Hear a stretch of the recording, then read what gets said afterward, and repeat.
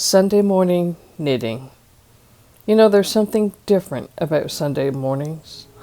The world moves slower, it's quieter, and in that stillness, just sitting and knitting, it all kind of fits together. That slow, quiet motion, relaxing rhythm of the stitches that you're putting on your needles, the warmth of the yarn, although in a heat wave, maybe it's the coolness of the yarn. It's like a moving meditation. There's no rush, no pressure, just a few quiet rows and a chance to breathe before the week begins. Sunday morning knitting isn't just a hobby. It's a ritual. It's a routine that we set for ourselves.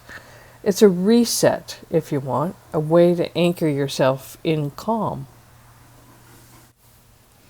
Sunday mornings naturally invite a slower rhythm. Without the pressure of appointments or to-do lists, the mind can settle. And your nerves. My Newfoundlander friend says, "Oh, me nerves." Knitting fits perfectly into that gentle pace of Sunday morning. There's a repetitive motion that occurs with knitting. The rhythmic, repetitive movements of knitting are known to reduce stress and activate the parasympathetic nervous system, the body's rest and digest state. It becomes meditative.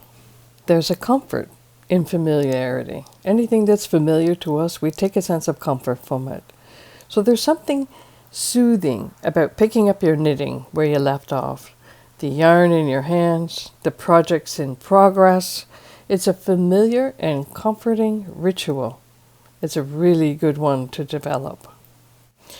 On the news just last evening, they talked about how they're getting Alzheimer's patients interested in the arts, and this is helping their memory.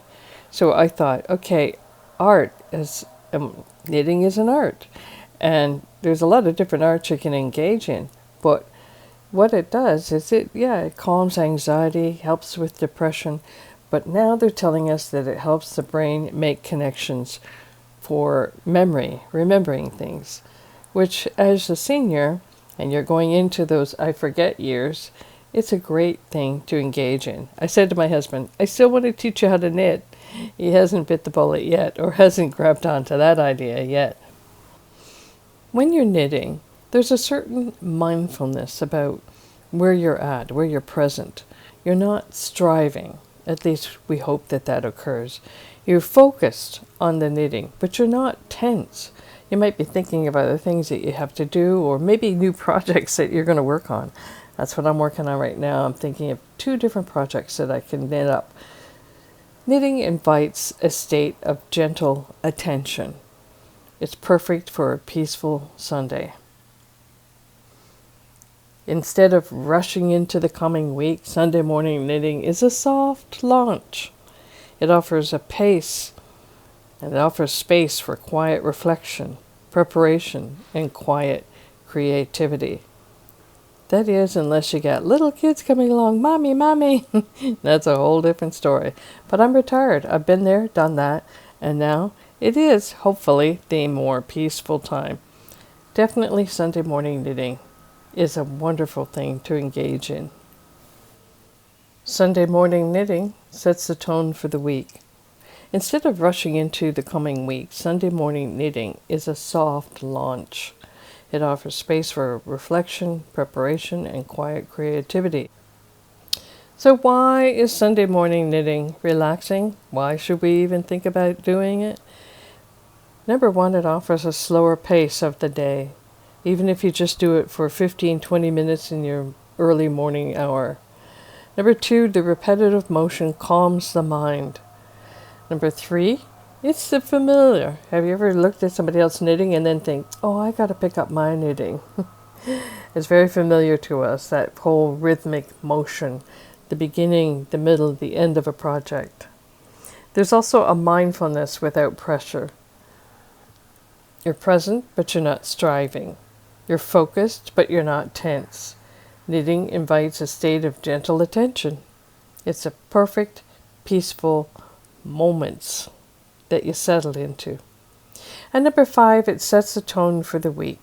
Instead of rushing into the coming week, Sunday morning is a relaxing, meditative, sometimes planning what you're going to do in your week, but it's definitely a time to take a deep breath, exhale slowly, exercise your lungs there, and relax. You know, nature has a wonderful way of helping us relax because it causes us to focus on something other than the problems we're trying to solve or the things we're trying to change or things we regret.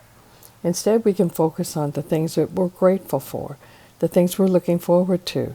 We can look at the memories that we've already created and go through those good times again, because all of that focus will help your system to relax, to rejuvenate, get new energies, and make you appreciate life in general.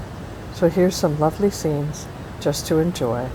And as a counselor, I always knew that even just looking at picture books, you could help your system relax, your mind, your will, your emotions, and your nerves.